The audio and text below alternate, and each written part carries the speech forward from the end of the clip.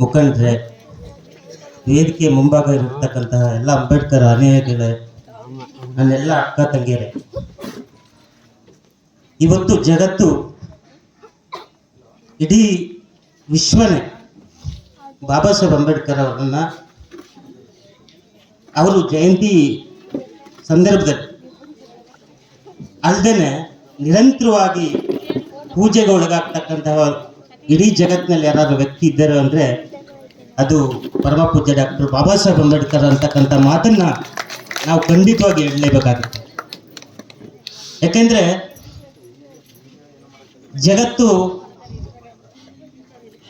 ಒಂದು ಕಡೆ ಅನೇಕ ಸಮಸ್ಯೆಗಳಿಂದ ನರಳುತ್ತಿದ್ದಂಥ ಸಂದರ್ಭದಲ್ಲಿ ಅನೇಕ ಮಹನೀಯರು ಈ ದೇಶವನ್ನ, ಈ ಸಮಾಜವನ್ನ ಒಂದು ಆರೋಗ್ಯದಾಯಕ ವ್ಯವಸ್ಥೆಗೆ ತಗೊಳ್ಬೇಕು ಅಂತಕ್ಕಂಥದ್ದು ಮಹನೀಯರ ಕರ್ತವ್ಯ ಆಗಿತ್ತು.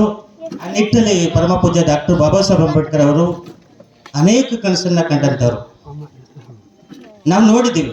ಯಾಕಂದ್ರೆ ಭಾರತ ದೇಶ ಸುಮಾರು 6,000ಕ್ಕಿಂತ ಹೆಚ್ಚು ಜಾತಿ ಇರ್ತಕ್ಕಂಥ ಒಂದು ದೇಶ,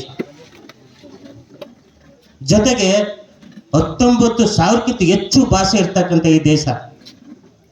ಇಂತಹ ಒಂದು ಅನೇಕ ವೈರುಧ್ಯ ಇರ್ತಕ್ಕಂತಹ, ಅನೇಕ ಭಿನ್ನತೆ ಇರ್ತಕ್ಕಂತಹ, ಅನೇಕ ವೈಚಾರಿಕವಾಗಿ ಆಗಿರ್ಬೋದು ಅಥವಾ ಅಂಥ ವೈವಿಧ್ಯತೆ ಇರ್ತಕ್ಕಂಥ ಈ ದೇಶಕ್ಕೆ ಸಂವಿಧಾನವನ್ನ ಬರ್ಕೊಟ್ಟಿರ್ತಕ್ಕಂಥದ್ದು ಸಾಮಾನ್ಯ ಕೆಲಸವಲ್ಲ, ಅಸಾಮಾನ್ಯ.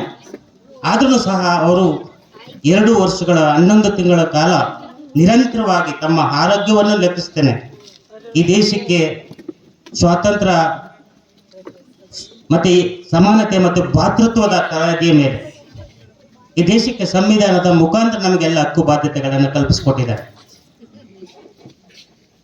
ಹಾಗಾಗಿ ಇವತ್ತು ನಿರಂತರವಾಗಿ ಇಡೀ ದೇಶದಾದ್ಯಂತ ಅವರಿಗೆ ಅನೇಕ ಗೌರವ ಸನ್ಮಾನಗಳು ಸಿಗ್ತಾ ಇದೆ.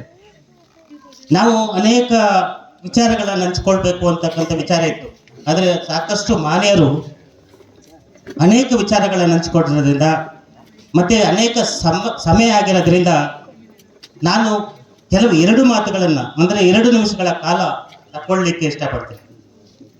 ನಾವು ನೋಡಿದ್ದೀವಿ ಇಡೀ ಜಗತ್ತಿನಲ್ಲಿ 2,500 ವರ್ಷಗಳ ಹಿಂದೆ ಮನು ಅಂತಕ್ಕಂಥ ಒಬ್ಬ ವ್ಯಕ್ತಿ, ಅಂದ್ರೆ ಆ ದಿನದ ರಾಜ ಪರಂಪರೆ ವ್ಯವಸ್ಥೆ ಬ್ರಾಹ್ಮಣ, ಕ್ಷತ್ರಿಯ, ವೈಶ್ಯ, ಶೂದ್ರ ಅಂತಕ್ಕಂಥ ಸಾಮಾಜಿಕ ಶ್ರೇಣಿಕರ ವ್ಯವಸ್ಥೆಯನ್ನ ಮಾಡಿ ಶೂದ್ರ ವರ್ಗಕ್ಕೆ ಬಂದಂತಹ ಈ ದೇಶದ ಮೂಲ ನಿವಾಸಿಗಳಿಗೆ ಅಧಿಕಾರದಿಂದ ಮತ್ತೆ ಶೈಕ್ಷಣಿಕ ಹಕ್ಕುಗಳಿಂದ ಮತ್ತೆ ಸಂಪತ್ತಿನಿಂದ ದೂರ ಇಟ್ಟಂಥದ್ದು, ಸಾಮಾಜಿಕ ಬೇಸರಕ್ಕೆ ಒಳಪಡಿಸದ್ದು ಇವತ್ತು 2,000 ವರ್ಷಗಳಿಂದ ನಾವು ನಿರಂತರವಾಗಿ ಈ ದೇಶದ 3ನೇ ದರ್ಜೆ ಪ್ರಜೆಗಳಾಗಿ ಬದುಕಿದಂಥದ್ದು ನಾವು ನೋಡಿದ್ದೀವಿ.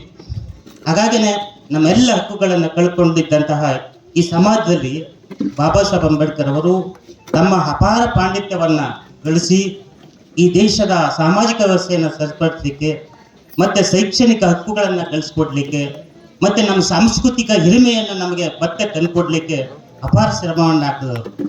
ಹಾಗಾಗಿನೇ ಇವತ್ತು ನಾವು ಶೈಕ್ಷಣಿಕವಾಗಿ ಮುಂದೆ ಬಂದಿದ್ದೀವಿ, ಸಾಂಸ್ಕೃತಿಕವಾಗಿ ನಾವು ಈ ರೀತಿಯ ವೇದಿಕೆಗಳ ಮುಖಾಂತರ ಹಂಚ್ಕೋತಾ ಇದ್ದೀವಿ.